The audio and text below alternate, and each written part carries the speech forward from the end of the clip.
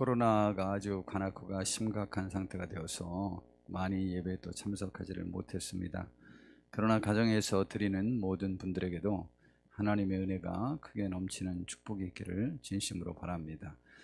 오늘 우리 143장 웬 말인가 날 위하여 라는 찬송을 우리가 들어봤는데 저도 은혜 받을 때 웬 말인가 날 위하여 주돌아가셨나, 이 벌레 같은 날 위에 큰애 받으셨구나 라는 그 감사함, 그리고 이제 마지막 절에 느리로도 눈물로써 못 갚을 줄 알아 몸밖에 드릴 것 없어 이 몸 바칩니다 라고 하면서 주께 제 몸을 드리려고 목사가 되기로 작정하고, 또 그렇게 주께서 또 부르신다고 또 생각해서 그런 삶을 살았습니다.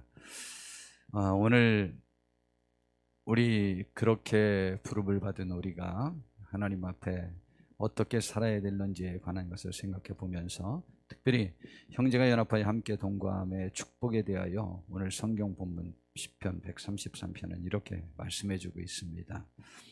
우선 첫 번째 1절에 보니까 선하고 아름다운 것이라고 이렇게 정의를 합니다. 형제가 연합하여 동거함이 어찌 그리 선하고 아름다운고.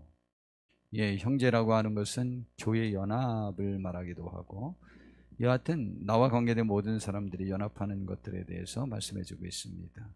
나와 관계된 모든 사람, 부부가 연합하고, 가족이 연합하고, 이웃과 연합하고, 직장에서 직장 동료들과 사장님과 연합하고 하나가 되는 것이죠. 그리고 국가가 연합하고 하나가 되는 것, 그 모든 하나 되는 것을 말합니다. 나와 관계된 모든 사람, 모든 단체, 모든 것이 하나가 되는 것을 말하는 것이죠.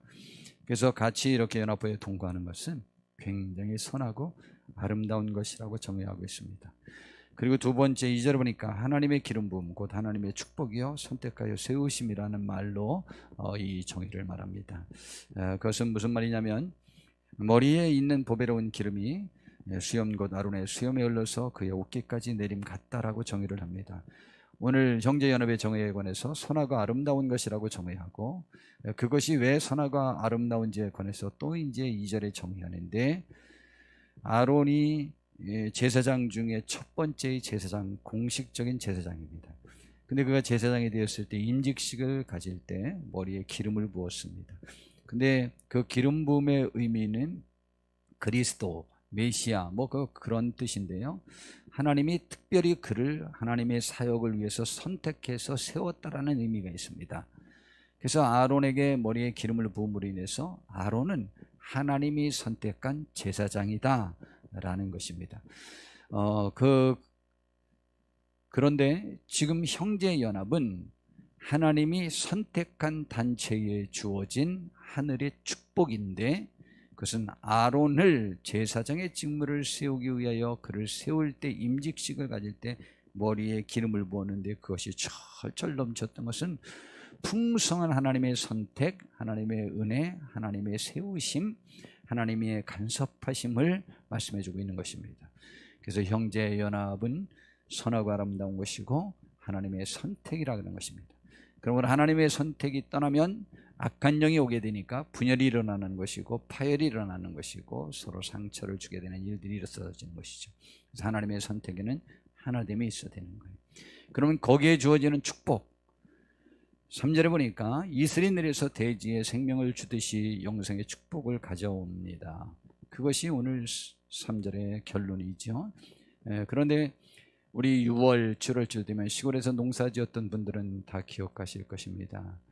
특별히 이제 옥수수의 그 넓은 잎이요, 이제 장마철이 되기 전까지 이상히 열흘 혹은 어느 때는요 20일, 어느 때는 한 달 동안 비가 안 올 때가 있어요. 그때는요 논에 물이 다 마르고 막 그러는데 이 옥수수의 넓은 잎이 베베 꼬여가지고 이렇게 해처리 가지처럼 됩니다. 시골에서 농사지었던 분들은 이거 다 기억하셨을 거예요. 그런데 이것이 그 가물을 때는 원래 이슬이 많이 내리거든요. 흐린 날에는 이슬이 안 오는 거예요. 원래 그 기후가 그런 것입니다. 그런데 그 이슬이 많이 내린 날은 그나마 그것이 조금 펴집니다. 그래도 햇빛이 나면 또 베베 또 꼬이고 그렇게 되는 것이죠. 우리나라는 이슬이 그런 영향이지만 이 이슬은 그 사막지대에서는 더 강하게 많이 내립니다. 그 그렇기 때문에 이스라엘 백성들에게서는 이 이슬에 대한 개념이 굉장히 심하고, 특별히 이슬을 꼭 이슬로만 생각하지 마시고 하늘로부터 내리는 단비를 생각하셔도 괜찮습니다. 그 형제의 연합에는 그 단비가 내립니다. 우리 동물의 왕국 거의 대부분 많이 보셨죠? 동물의 왕국 보면 그 열대 지방이 건기가 있습니다. 제가 인도를 갔는데요, 거기 그 농사들을 못 짓는 거예요. 밭들의 전부. 제가 그래서 임상준 선생님에게 물어봤어요. 아니 여기 온도가 이런데 이것들이 왜 농사를 안 짓고, 사철 이거 농사 지을 수 있는데 왜 농사를 못 짓죠? 라고 물어봤더니 지금은 건기라서 비가 안 와가지고 그냥 죽었기 때문에 그냥 죽은 겁니다 라고 하는 거죠. 이야, 그런 데는요, 이 관계시설을 잘해가지고 물을 사철 대주기만 하면 사철 농사를 지을 수 있는 것이죠. 자, 그런데 물은 바로 생명입니다. 그래서 어느 철학자들은 생명의 근원은 물이다라고 말하는 사람들도 있잖아요. 많은 물이 정말 생명의 근원입니다. 물만 있으면 모든 생명은 일어나도록 돼 있어요. 그래서 거기에서 헐몬의 이슬이 시온의 산들에 내린 것 같다. 그 시온의 산들에, 이스라엘 백성의 그 산지의 땅에 단비가 내리면 거기서 여호와께서 복을 명령하셨나니 곧 영생이로다. 거기서 생명이 일어나는 것이죠.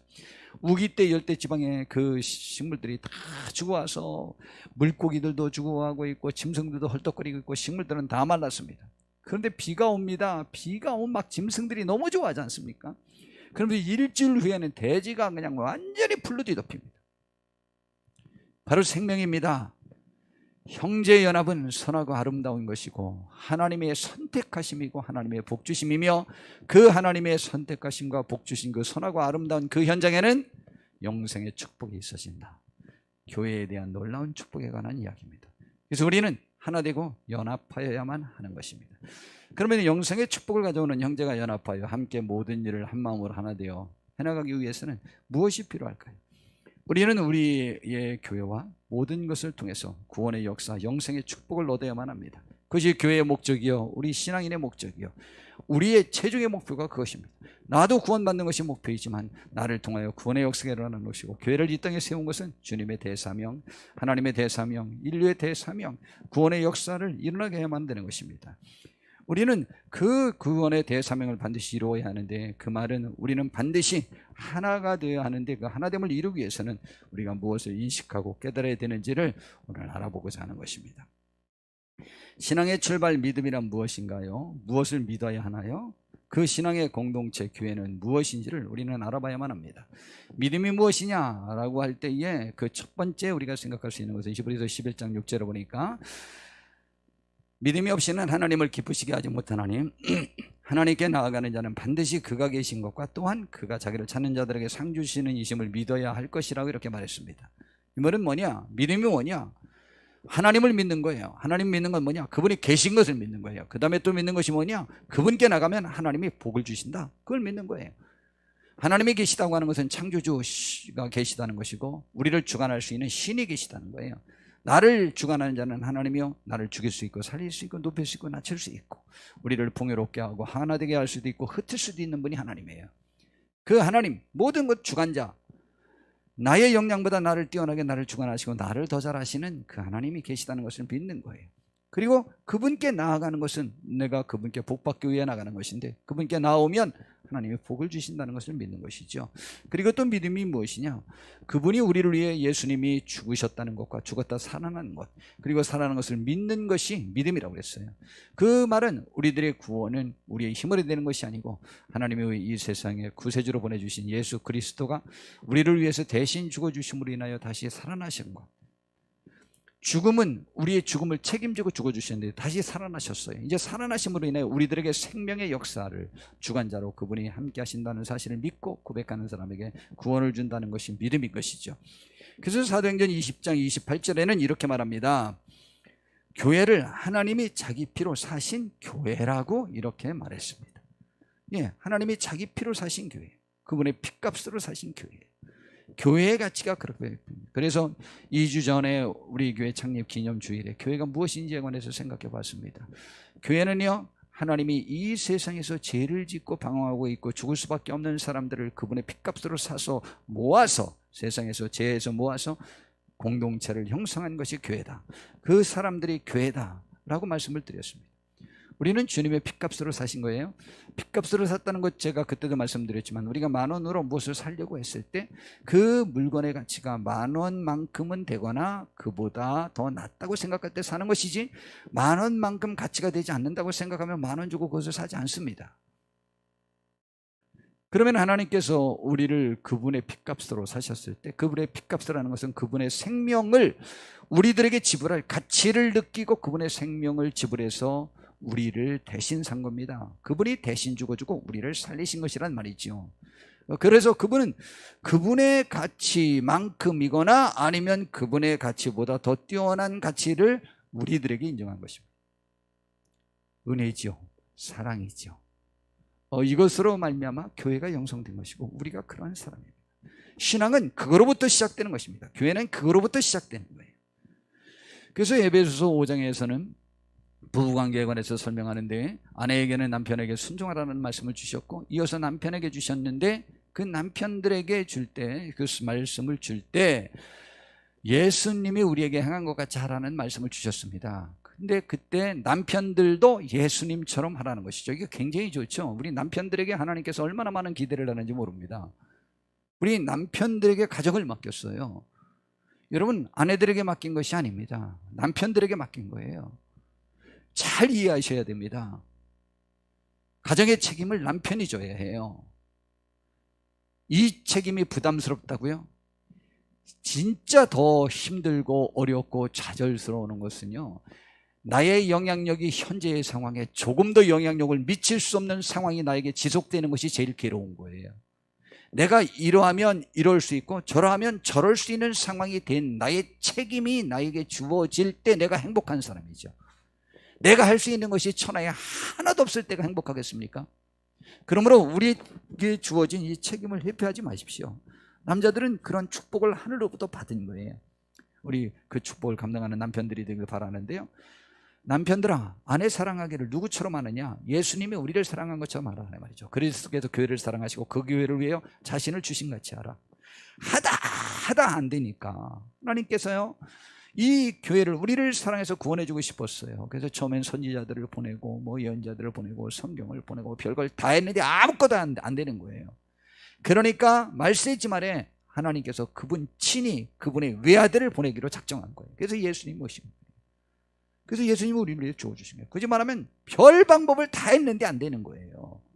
그러니까 대신 죽어줘야 되겠다. 좌우지간 내 안에 죄 대신 내가 뒤집어 써서 내가 죽어줘야 되겠다. 그러면 내 아내를 살릴 수 있다면 내가 그 방법을 선택하겠다. 예수님이, 하나님이 이 세상을 위해서 그렇게 했듯이 남편들아, 아내들에게 그렇게 하라는 거죠. 목사님이나 잘하세요. 우리가 보니까 목사님이 제일 소리 지르더라. 혹시 그러십니까? 우리 같이 잘해봅시다. 그래서 제가 많이 아파요. 그러니까 우리 같이 한번 잘해봅시다. 그래도 우리 예배 때 한마디도 안 하기로 했는데 이건 아멘 그래도 한번 해봐야지. 남자들이 그래도 힘나잖아요. 아멘. 엄주수 집사님, 장로님만 시키는 교회는 교회가 아니라고 누가 그러대. 장로님 되면 오실 거야? 그래도 대도 안 올 거려. 근데 엄주수 집사님 보세요. 정말 김명자 집사님 얼마나 잘 내주십니까? 정말 감사하지 않아요? 진짜 감사한 거예요. 그러니까 교회를 안 다니는 분이 봐도 저분이 장로님 아닌 교회가 교회냐라고 하잖아요. 이거 잘 본 거예요. 잘 본 거. 굳이 말하면 많은 사람들이 다 보는 거예요. 똑같아요. 우리 저렇게 해야 되는데, 그러면서 그것을 그 다음 절에 이렇게 말합니다. 이는 곧 물로 씻어 말씀으로 깨끗하게 하사 거룩하게 하시고 자기 앞에 남편 앞에 혹은 예수님 앞에, 남편이 아내가 자기 앞에서 얼마나 당당하게 살 수 있도록 해줘야 되느냐라고 하는 것은 아내가 어떠하느냐가 아니고 남편이 어떠하느냐에 따라서 아내가 남편 앞에서 당당할 수 있다라고 지금 말씀해 주고 있는 거예요. 우리가 죽어 마땅한 죄인인데 우리는 천국 갈 수 없잖아요. 주님과 하나님과 어떻게 우리가 어깨를 나란히하고 그분의 보좌에 우리가 어떻게 앉아요? 그분이 앉은 자리에, 통치하는 자리에 우리가 어떻게 앉아요? 그 자격이 우리에게 어떻게 주어집니까? 우리는요, 하나님을 보기만 해도 죽어요. 우리는 그러한 사람인데, 그런 죄인인데, 그러한 죄인을 하나님 앞에서 그분과 어깨를 나란히 하면서 보좌에 앉아서 천하를 다스릴 수 있는 축복을 허락해 주시는 그것을 허락하기 위해서 우리에게 자격을 부여하기 위하여 그분이 하신 방법대로 하라는 것이죠. 그분이요, 자기 앞에 그 교회를, 흠이 있는 교회를 영광스러운 교회로 세우사 티나 주름 잡은 것이 아니라 이런 것들이 없이 거룩하고 흠이 없게 하려 하십니다. 그래서 그러한 것들이 없는 것처럼 그들이 인식할 수 있도록 해주는 사랑을 베풀라는 거예요. 그게 뭐냐? 하나님을 보니까 방법이 없어요. 그에게 선한 행동을 요구했더니 죽었다 깨내도 불가능하더라는 거죠. 그래가지고요, 하나님이 친히 사람의 몸을 입고 오셨어요. 그래서 우리처럼 낮췄어. 그래서 같이 해주셨어요. 그리고 섬기고 살다가 그의 죄를 내가 뒤집어 쓰고 죽어줬어요. 그래서 그의 죄가 없는 것처럼 됐어. 그래서 우리가 하나님 앞에서 부끄러움 없이 이제 무화과나 잎으로 안 가려도 당당하게 그분 앞에 갈 수 있어요. 그분이 그분의 피로 씻어 깨끗해진 세마포 입을 옷을 우리에게 입혀줬기 때문에 우리는 아무 부끄러움이 없게 되는 거예요. 그 부끄러움이 없는 상태로 하나님 앞에 가서 그분이 그분과 함께 세상을 통치하는 나와 똑같은 왕의 대자라고 했는데 우리는 꺼리낌 없이 당연한 것처럼 가서 그것을 누리도록 해주셨다. 그게 사랑이다. 남편들아, 아내들은 사고뭉치다. 항상 일을 저지른다. 항상 더럽다. 그러니 더러우니 너에게 정상적으로 대하지 못하는 그것, 양심의 가책 때문에 정상적으로 사랑스러운 모습을 보이지 못한다. 그러니 그가 그 죄책감에 사로잡히지 않도록 내가 그 책임이 너에게 있는 것처럼 예수님이 하신 것처럼 죽어줘라. 그게 남편이 할 일이다. 되게 좋죠. 들어보니까 환상적이죠. 진짜 환상적인 거예요. 아멘이에요. 진짜 아멘입니다. 언제까지? 사랑한 영혼의 끝까지. 이룰 때까지. 한번 해보세요. 그럼 하늘의 평강이 우리들 속에 함께 할 것입니다. 그렇게 하라는 것이죠. 그것이 바로 예수님이, 하나님이 우리에게 베푸신 사랑이요. 남편이 하여야 될 일을 말씀하면서 예수님이 하신 일을 지금 말씀하시는데, 남편들은 그렇게 복된 사명을 받은 자들이요. 우리들의 가정이 하나 되는 데 있어서 이 희생이 필요한 것이고, 우리의 신앙의 출발은 거기로부터 출발되는 것이죠. 그 은혜를 받은. 그럼 우리 남편들도요, 주님의 신부된 거예요. 우리를 위해서 주님께서 그렇게 해주신 거예요. 그래서 그것을 그냥 총체적으로 설명을 한다면 성경 전체에 대한 결론이죠. 요한복음 3장 16절에 하나님의 세상을 이처럼 사랑하사 독생자를 주셨으니 이는 그를 믿는 자마다 멸망하지 않고 영생을 얻게 하려고 이렇게 이 일을 허락하신 거예요. 이 하나님의 은혜를 받은 자답게 우리도 그 은혜를 남에게 베풀 수 있는 사람이 되어야 되는 것이죠. 또한 이것을 로마서에서는 이렇게 설명합니다. 로마서 5장에 보니까 우리가 아직 연약할 때 기약대로 그리스도께서 경건하지 않은 자를 위하여 죽으셨도다. 연약했다는 것은 우리가 경건하지 않았다, 죄인 되었다는 것이죠. 의인을 위해 죽는 자가 쉽지 않고 선인을 위해 용감히 죽는 자가 혹 있거니와. 우리 사람 다 똑같습니다. 사람 같은 사람에게 도와줄 때는 그래도 기분이 좋습니다. 그러나 사랑받지 않은 사람에게 내가 도와줄 때는 기분이 좋지 않아요. 누구나 다 그렇다 이 말입니다. 그런데 그런 사람들이 간혹 있지만 우리가 아직 죄인 되었을 때, 그런데 하나님께서는 우리가 죄인 되었을 때에 그리스도께서 우리를 위해 죽으심으로 하나님께서 우리에 대한 자기의 사랑을 확증하셨던 거예요. 이게 사랑이라는 것이죠. 그러면 이제 우리가 그의 피로 말미암아 의롭다 하심을 받았으니 더욱 그로 말미암아 진노하심에서 구원을 받을 것이니 곧 우리가 원수 되었을 때에 그의 아들을 죽으심으로 말미암아 하나님과 화목하게 되었은즉. 하나님과 화목, 친하게 지내고 평화롭게 지내고 함께 생활할 수 있도록 예수님을 희생시키셨다는 거예요. 우리에게 하나님께서는 화목해 하라는 그런 명령을 주셨어요. 화목하게 하는 데 있어서는 반드시 몇 가지 조건들이 있습니다.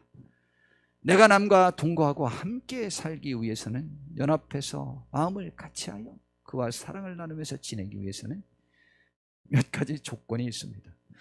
그와 나와 조건이 같아져야만 합니다. 같아지지 않고는 죽었다 깨어나서 같이 지낼 수 없어요. 근데 하나님이 우리와 화목했고 우리와 하나 되었어요. 그것이 어떻게 가능했는지 압니까? 연약한 자는 죽었다 깨어나도 그분 닮아갈 수 없어요. 이거는 불가능해요. 그것을 요구하는 것은 죽으라는 말이에요. 나는 최고의 소원이 당신이 죽어 없어지는 거야. 나는 최고의 소원이 우리 목사님이 죽어 없어져 버리는 거야. 최고의 소원이 저 교인은 죽어 없어져 버리는 거야. 이러면 하나 되는 게 아니에요.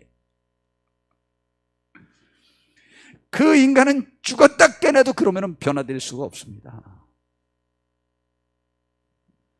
그가 변화되지 않을 때, 그가 그것을 이룰 수 없는 무능력자고 죄에 오염된 사람일 때 사랑이 필요한 거예요. 정말입니다.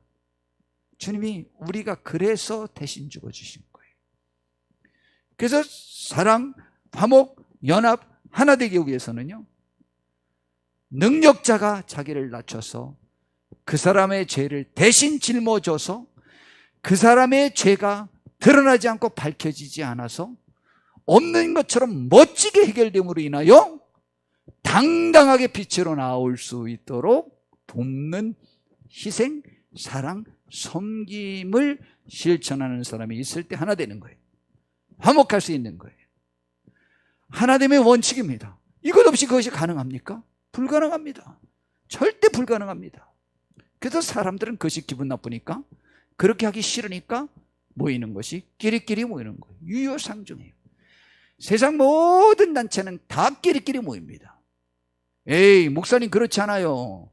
1학년부터 6학년까지 다 나이 차 있어요. 학교도 그 끼리끼리 모여서 나이 차 있는 거지 똑같아요. 나이가 같은 동년배들끼리 주로 모이고, 학력도 같은 사람들끼리 모이고, 동네도 부자 동네가 있고 가난한 동네가 있고, 권력도 같은 수준의 사람들끼리 모이고, 물질도 그렇고, 외모도 그래요. 외모도 그렇고, 전 세계에 그러한 끼리끼리 모이지 않는 단체들은 종교단체고 교회입니다. 교회만 나이 불문하고, 학력 불문하고, 경제력 불문하고, 권력 불문하고 함께 모여 있습니다. 바로 하나님이 날 위해 죽어주신 그 사랑이 나를 이끌어서 그 원리가 적용되어지기 때문에 일어나는 현상이에요. 화목하면은 그 희생이 반드시 존재됩니다. 그러나 그것을 희생이라고도 말하지만 사랑이요, 그 사랑을 실천하는 사람은 행복이죠. 내가 그 은혜 받은 사람이 더 행복할까, 그 은혜를 베푸는 사람이 더 행복할까요? 우리는 그 은혜에 빚진 자들이요, 그것이 신앙의 출발점입니다. 나는 하나님의 은혜에 빚진 자들이요, 그러나 그 은혜를 베풀 대상이 있는 사람이 복 있는 사람이에요. 은혜를 베푸는 사람이 배나 보겠습니다. 여러분, 여러분에게 남을 1억 원 도와줄 돈이 있어서 지금 도와줬어요. 지금 세종항교회가 안양에 있는 주변에 그 개척교회 어렵다고 1억 원으로 도와서 각 교회들에게 100만 원씩을 도와줬다고 그러더라고요. 이번에 이 코로나 때문에. 그것도 주변 교회. 너무 멋있지 않아요? 진짜 멋있습니다. 예, 지금 개척교회들 너무 지금 어렵습니다. 지금 가을이 되면 대한민국의 그 개척교회, 그 미자립 교회들이 너무 많이 없어질 것이라고 예측하고 있습니다. 예, 돕는 거예요. 함께 돕고 함께하고 부축해줘야 돼요. 그러나 받은 교회가 훨씬 행복하겠죠? 우리 평생 계속 받을 수 있는 축복을 누리시길 바랍니다. 절대 남을 이렇게 1억 원씩이나 아깝게 어떻게 그것을 풀어서 남을 도와줘. 난 절대 그런 사람, 그런 교회 되고 싶지 않아. 그런 가정 되고 싶지 않아. 주여 빨리 머리가 깨게 하옵소서. 베푸는 자가 행복한 자예요. 베풀 수 있는 사람이 행복한 사람이에요. 억울하다고 생각하지 마세요. 별게 다 억울하네. 참아주는 사람이 복 있는 사람이고, 수용하는 사람이 복 있는 사람이고, 내가 어떻게 행동하느냐에 따라서 남이 살아날 수 있고 죽을 수 있는 그 대상, 그러한 입장에 있는 사람이 좋은 거예요. 그때 내가 베풀 수 있는 은혜가 있잖아요. 그것은 삼삼하고 기분 좋고, 인류에게 하나님이 주신 축복 중에 가장 큰 축복 중에 하나가 베풀 수 있을 때, 바로 성경은 지금 그 얘기를 하는 거예요. 화목하기 위해서는, 연합하기 위해서는, 하나 되기 위해서는 반드시 전제 조건이 필요합니다. 그래야, 내가 베풀어야, 내가 그를 살려줘야, 내가 그의 죄를 씻겨줘야, 내가 그의 잘못을 감춰줘야 그 사람이 당당해지니까 나와 어깨를 나란히 해서 같이 할 수 있지, 그것을 내가 드러내면 그가 나와 어떻게 하나 될 수 있겠습니까? 불가능합니다. 하나님의 연합과 하나됨을 말씀하시고 거기에 영생의 축복이 있을 것이라고 말씀하셨고 선하고 아름다운 것이라고 정했고 그건 하나님의 선택하심이라고 했을 때 바로 하나님의 영의 작용이라는 의미인 것입니다. 우리는 그 화목함에 놀라운 축복이 우리들 속에 있기를 진심으로 바랍니다. 그래서 그뿐 아니라 이제 우리로 화목하게 하신 우리 주 예수 그리스도로 말미암아 하나님 앞에서 또한 우리가 즐거워할 수 있다고 했으니 우리들 그렇게 하길 바랍니다. 그래서 이 하나님의 축복에 무슨 의미가 있는지 다시 한번 구체적으로 생각하게 했습니다. 첫 번째, 하나님은 주님의 절대 명령입니다. 하나님의 절대 명령입니다. 하나님은 내가 다른 이의 죄를 씻어주어야만 하나 될 수 있습니다. 하나님은 사랑을 의미합니다. 하나 되기 위하여는 하나 되기 위한 자들의 사랑이 필요합니다. 예수님이 요한복음 13장에 보면 마지막 날 밤에 그분이 하신 일입니다. 그분이 이제 오늘 밤에 잡혀서 내일 죽으실 것을 알고 6월절 전에 예수께서 자기가 세상을 떠나 아버지께로 돌아가실 때가 이른 줄 아시고 세상에 있는 자기 사람들을 사랑하시되 끝까지 사랑하시니라라고 했어요. 오늘 밤에 내가 잡혀서 내일 죽을 줄 아셨어요. 그런데요, 그때 그분이 그것으로 인하여 제자들에게 징징대시기도 하셨지만 징징대시기만 한 것은 아니고 내가 사랑을 베풀 기회가 육신으로서는 마지막이라고 생각해서 최선을 다하셨습니다. 여러분, 우리가 최고의 위기의 순간에, 최고의 어려웠을 때, 이제 끝이라고 생각할 때 끝으로 사랑하십시오. 그래서 그분이 하신 일이 최후의 만찬을 하시고 이제 제자들의 발을 씻겨주신 것입니다. 근데 베드로까지 왔어요. 그랬더니 베드로가 말합니다. 주님, 안 됩니다. 다른 사람은 다 씻겨도 제 발을 어떻게 주님이 씻기십니까? 그래서 그랬더니 주님이 내가 내 발을 씻겨주지 아니하면 너와 나와 상관이 없게 된다. 주님, 그런 거예요? 그렇다면 아예 머리부터 아예 푹 씻겨주시죠. 베드로의 심정, 주님과 함께만 될 수 있다면, 상관이 더 있게 될 수만 있다면 별짓이라도 다 하고 싶다는 그 심정, 너무 아름답지 않아요? 그랬더니 이미 목욕한 사람은 다 씻을 필요가 없다. 그러나 너희들 중에 12명 중에 다 그런 것은 아니다. 누구 때문에? 가룟 유다 때문에. 가룟 유다는 발만 또 씻겨주지만 그는 발은 씻으나 마나한 사람이다라는 내용입니다. 예. 그리고 말씀하셨습니다. 다는 아니다 라고 말씀하신 것은 자기를 팔자에 대한 말씀이라고 하셨습니다. 그들의 발을 씻으신 후에 옷을 입으시고 다시 앉아서 그들에게 말씀하셨습니다. 내가 너에게 한 것을 너희가 그 이유를 아느냐, 이 말입니다. 그러면서 너희가 나를 선생이라 또는 주라 하니, 선생도 된다. 주라고 하는 것은요, 나의 주관자가 되고 나의 구세주가 되고 나의 주인이 된다라는 의미도 됩니다. 내가 그러한 위치에 있는 사람이다. 옳다. 내가 그러한 사람이다. 내가 주와 또는 선생이 되어 너희 발을 씻었으니 너희도 서로 발을 씻어주는 것이 옳으니라. 발을 씻어주는 일이 무슨 의미가 있다고 그랬죠? 죄를 씻겨주는 의미가 있다고 바로 앞에 말씀하셨습니다. 남의 죄를 없애줘라. 그걸 갖다 섬김, 사랑이라고 이렇게 말씀하신 것이죠. 내가 너희에게 행한 것 같이 너희도 행하게 하려 본을 보였노라. 내가 진실로 너희에게 이르노니 종이 주인보다 크지 못하고 보냄을 받은 자가 보낸 자보다 크지 못하나니 너희가 이것을 알고 행하면 복이 있다. 새 계명을 너희에게 주노니 서로 사랑하라. 내가 너희를 사랑한 것 같이 너희도 서로 사랑하라. 너희가 서로 사랑하면 이로써 모든 사람이 너희가 내 제자인 줄 세상 사람들이 알게 될 것이다. 세상 사람들, 우리가 예수의 사람들임을 알 수 있는 방법은 죽여도 마땅한 나와 관계된 그 사람을 죽이지 않고 그를 용서라는 의미보다도 더 뛰어넘는 그의 죄를 내가 씻기고 그가 나한테 나올 때 조금도 자책감을 갖지 않고 당당하게 나올 수 있도록 도와주는 삶을 살 때 세상이 너희를 나의 제자인 줄 알게 될 거다. 서로 사랑하라. 이것을 실천해 태워. 내가 그래서 너희를 위해서 직접 죽기도 하고 이렇게 발을 씻겨줌으로써 섬기는 모습을 보이기도 하고 사랑하는 모습을 보이기도 한 것이다. 그러면서 우리가 반드시 하나 될 것에 관하여 하나님 앞에 간절히 기도합니다. 예수님께서는 그날 밤 정말 많은 말씀을 제자들과 나누셨습니다.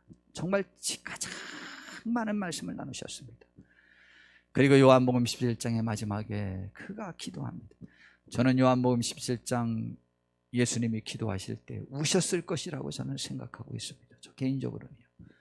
제가 이건 말씀이 얼마나 좋았는지요.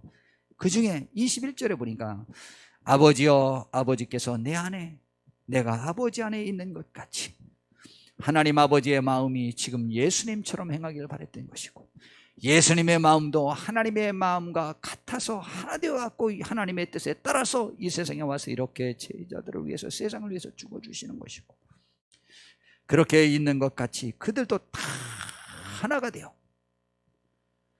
예수님께서 말씀하실 때 그들이라고 하는 것은 예수님의 제자들이고 바로 그 앞절에 보니까 그들로 말미암아 믿게 되는 세상 모든 사람들에게도 포함된 말이라고 말했습니다. 우리를 향한 말씀이기도 해요. 예수님의 제자들에 대한 말씀이기도 하고 그들도 다 하나가 되어 우리 안에 있게 하사 예수님 안에 있고 하나님과 예수님이 연합된 그 안에 있다고 하는 것은 예수님이 하나님을 닮고 하나님의 뜻을 그대로 실천했듯이 우리가 예수님의 뜻을 그대로 실천할 때 그 안에 하나가 되는 것이죠. 있게 하사 세상으로 아버지께서 나를 보내신 것을 믿게 하옵소서. 그래서 예수 그리스도가 하늘에서 내려온 하나님이 보내신 신적 존재라고 하는 것을 그들이 우리와 하나됨으로 세상이 믿게 해주시옵소서. 다 같은 말이죠. 내게 주신 영광을 내가 그들에게 주었사오니 이는 우리가 하나 된 것 같이 그들도 하나가 되게 하려 함이라고 했어요. 우리의 있는 영광을 그에게 나눠지지 않고는 하나 될 수 없어요. 우리가 남과 관계됐을 때 나의 종이 되라고 불러주면 별로 좋아하지 않습니다. 나와 함께 통치하자고 하면 남들이 잘 따라옵니다. 고난을 나눠줄 때 잘 따라옵니다. 예수님께서는요 하늘의 보좌에 우리를 앉히셔서 예수님과 함께 천년도록 왕노릇하는 자리에 우리를 불러주셨습니다. 우리에게 영광을 나눠주셨어요. 그럴 때 우리가 하나 되는 것입니다. 두 번째 하나됨은 하나님이 우리와 하나 되기 위하여 그 아들 예수님을 희생할 만큼 절대적인 가치가 있는 것으로 여기셨습니다. 모든 원리에 하나님의 사랑의 원리가 적용됩니다.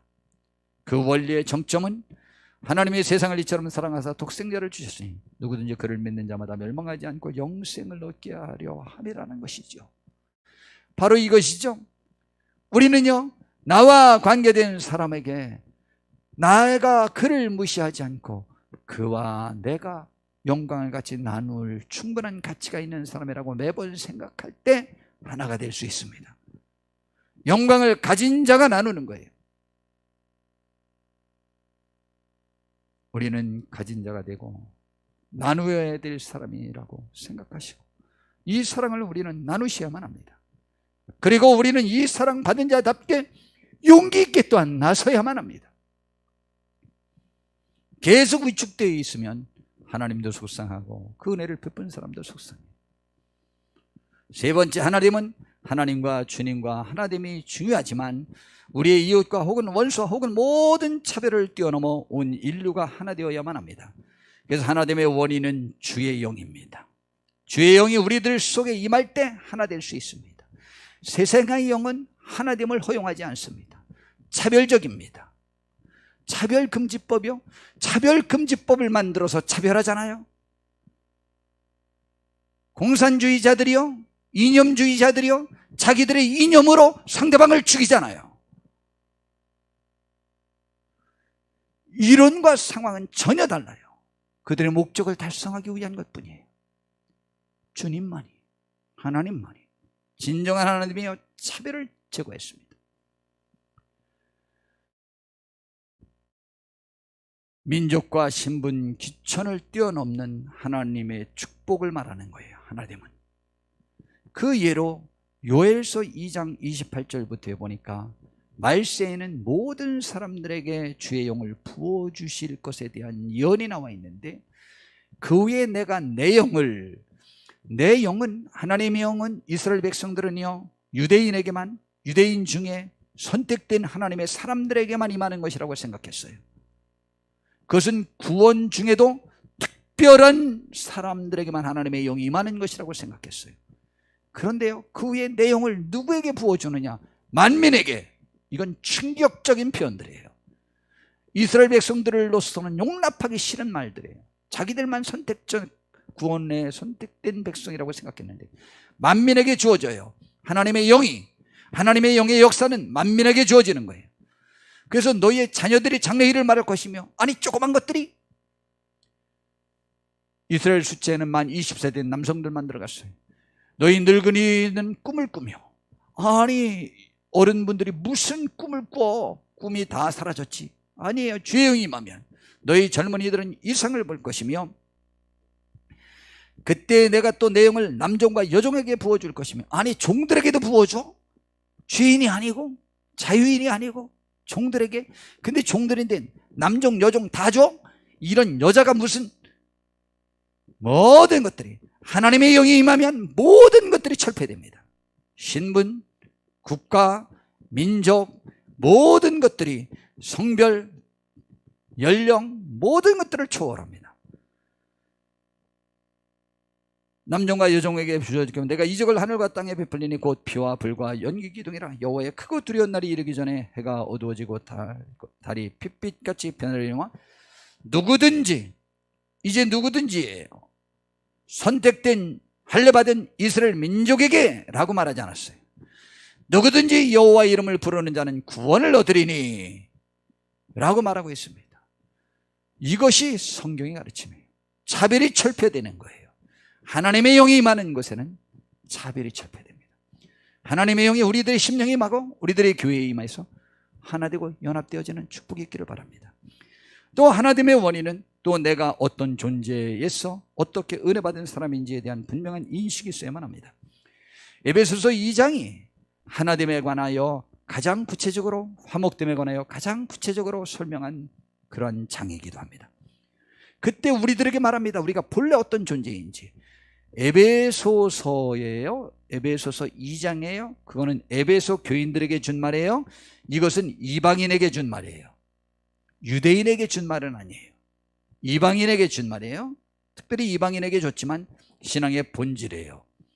너희 이방인들아, 인식을 가져라. 하나님은, 예수님은 허물과 죄로 죽었던 너희를 살렸다.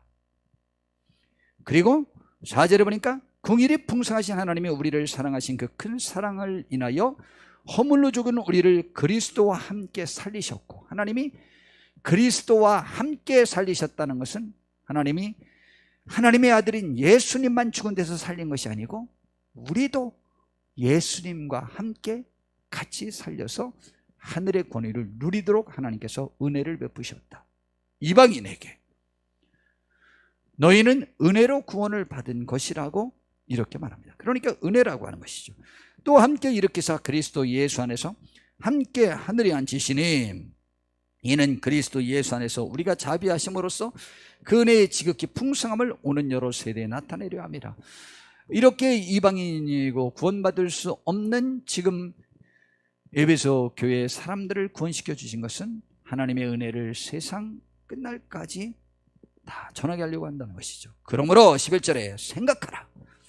너희는 그때 육체로는 이방인이요 손으로 육체에 행한 할례를 받은 무리라 칭하는 자들로부터 할례를 받지 않은 무리라 칭함을 받은 자들이라. 굳이 말하면 할례를 받은 유대인들로부터 사람 취급도 받지 않았던 너희들이었다.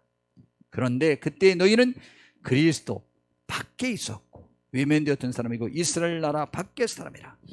약속의 언약들에 대하여는 외인이요 세상에서 소망이 없고 하나님도 없는 자이더니 이제는 전에 멀리 있던 너희가 그리스도 예수 안에서 그리스도의 피로 가까워졌느니라.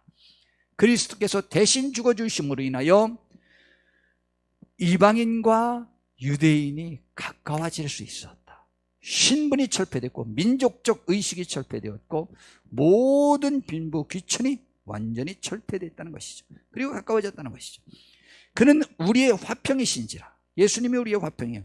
둘로 하나를 만드사 서로 외면하고 무시할 수 있었던 그 대상들을 하나로 만드사 원수된 것 곧 중간에 막힌 담을 자기 육체로 하시고, 이것을 하나님과의 관계를 허신 것을 말씀해 준 것이 아니고 하나님의 그 은혜로 말미암아 사람과의 사람 사이에 담을 허셨다는 것이에요.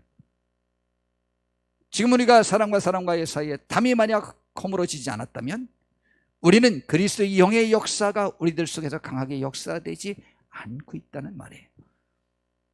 그러면 그 그리스도의 영이 우리들 속에 역사되지 아니하면 반드시 분열과 하나됨이 아니고 나눠짐은 악령이 우리들을 지배했기 때문에, 여러분 절대 자꾸 딴 말로 피해갈 필요 없어요.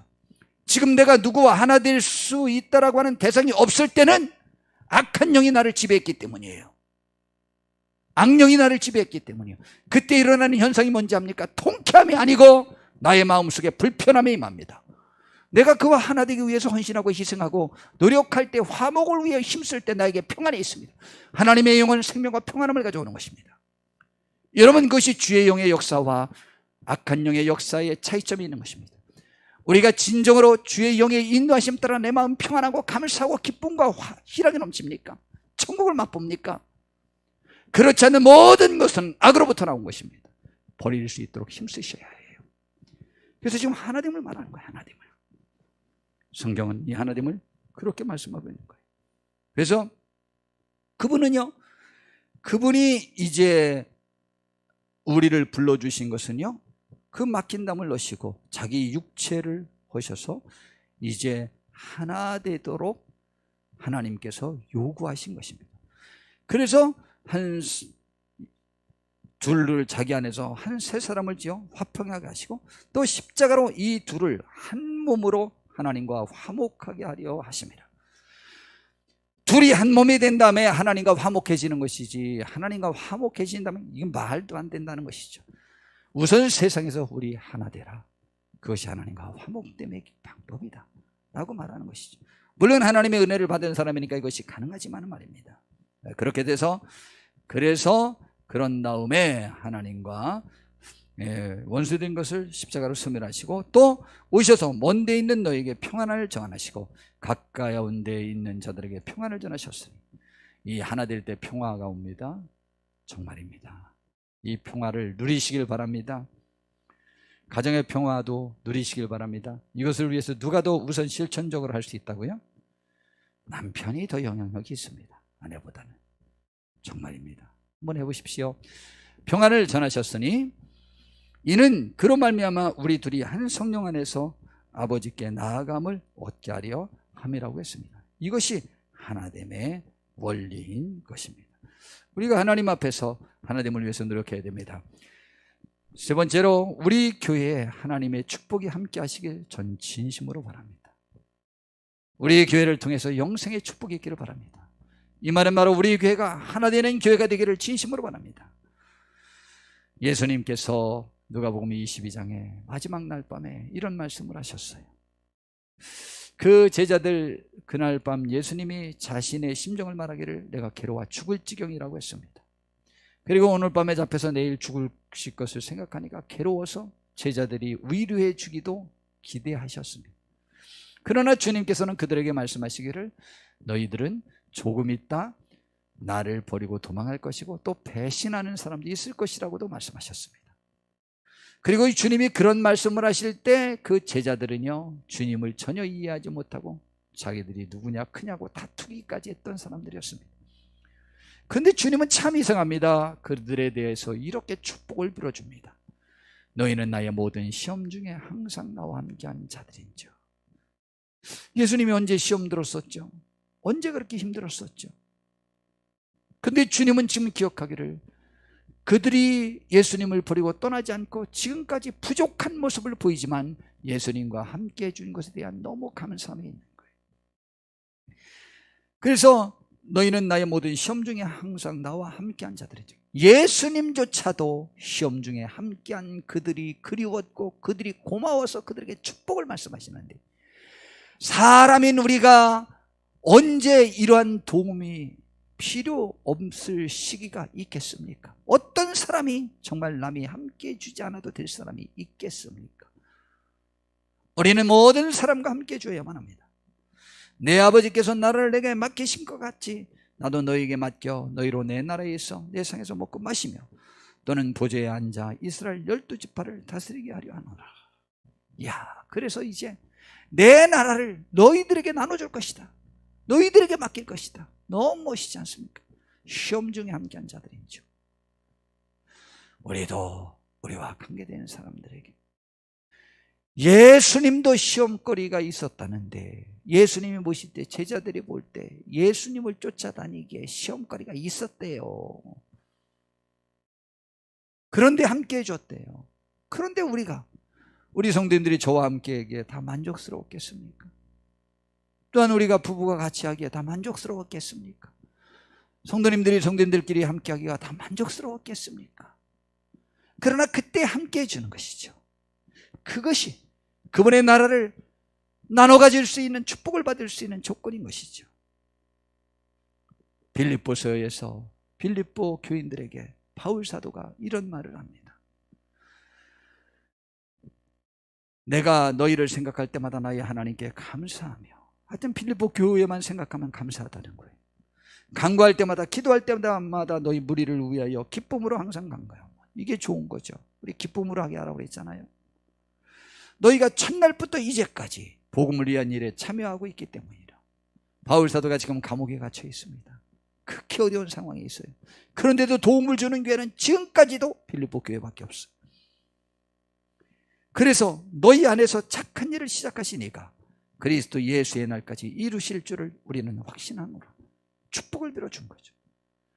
끊임없이 이렇게 남에게 사랑을 베푸는 착한 일들을 끊임없이 할 수 있는 복된 교회가 되기를 원한다. 내가 너희 무리를 위하여 이와 같이 생각하는 것은 마땅하니 이는 너희가 내 마음에 있음이며 나의 매임과 복음을 변명함과 확정함에 너희가 다 나와 함께 은혜에 참여한 자가 되리라. 그 어려움에도 동참한 것이 은혜라고 말합니다. 내가 예수 그리스도의 심장으로, 그 마음으로 너희 무리를 얼마나 사모하는지 하나님이 내 증인이라. 우리도 함께함으로 서로 이런 대상이 되기를 진심으로 바랍니다. 근데 빌립보서 4장 1절에 그 교회의 성도들에 대하여 그가 이렇게 표현을 합니다. 나의 사랑하고 사모하는 형제들, 나의 기쁨이요 면류관인 사랑하는 자들아. 아니, 자신의 면류관이 하나님이어야지 성도가 면류관이야? 맞습니다. 우리의 면류관은 성도로 인하여 하나님 앞에 면류관이 씌워지는 거예요. 우리가 서로 사랑을 베풀고 주고받을 때 서로가 이게 면류관이 될 것입니다. 우리가 서로 기쁨이 되고 면류관이 되는 함께하는 귀한 분들이 되길 바랍니다. 오늘 본문은 이렇게 말합니다. 보라, 형제가 연합하여 동감이 어찌 그리 선하고 아름다운고. 우리 교회를 볼 때, 임마누엘 교회를 볼 때 어찌 그리 아름다운고, 선하고 아름다운고. 그렇게 어떻게 똘똘 뭉쳐 하나가 될 수 있었는가? 어떻게 서로를 용납하는가? 정말 선하고 아름답다. 이는 머리에 보배로운 기름이 수염 곧 아론의 수염에 올라서 그의 옷깃같이 내린 것 같고, 이거는 하나님의 선택하심이 없이는 불가능한 것인데 그 일이 이루어지는 교회가 우리 교회가 되기를 바랍니다. 이것은 헐몬의 이슬이 시온의 산들에 내린 같도다. 거기서 여호와께서 복을 명령하셨나니 곧 영생이라고 했습니다. 하나님이 우리에게 내릴 축복은 영생의 축복이라고 했습니다. 물론 주님께서는 그분의 나라에서 그분의 자리를 함께 나누어서 함께 보좌에 앉아 그 12지파를 다스리는 축복을 주신다고 했는데, 그 축복과 함께 영생의 축복이 우리가 있을 때 우리는 그 면류관 가지고 하나님 앞에 갈 것 아닙니까? 그 면류관을 우리가 얻어 쓰고 갈 수 있는 축복을 우리 교회에서 누리기 위한 한 방법은 바로 하나됨이라는 것입니다. 연합하여 동거됨이라는 것입니다. 우리 교회가 그런 교회가 되기를 바라고 그 일에 쓰임받고 화목케 하는 데 쓰임받는 우리 모두가 되기를 진심으로 바랍니다. 기도하겠습니다. 하나님 아버지, 우리를 인도하여 주시옵소서. 형제가 연합하여 동거함이 어찌 그리 선하고 아름다운 것인지, 이것은 하나님의 기름 부음이요 선택이라고 말씀하셨고 하나님이 축복하지 않으면 일어날 수 없는 연상이라고 말했습니다. 그곳에서 하나님이 명령하시는 축복이 있는데 영생의 축복입니다. 우리를 통하여 영생의 축복이 받아지면 그것은 금면류관인데, 우리가 하나님 나라 갈 때 면류관을 주께 드리면서 영광 얻는 축복을 누리게 하옵소서. 그런 교회, 그런 성도, 그런 가정, 그런 삶이 되게 하옵소서. 예수님의 이름으로 축복 기도드렸사옵나이다. 아멘.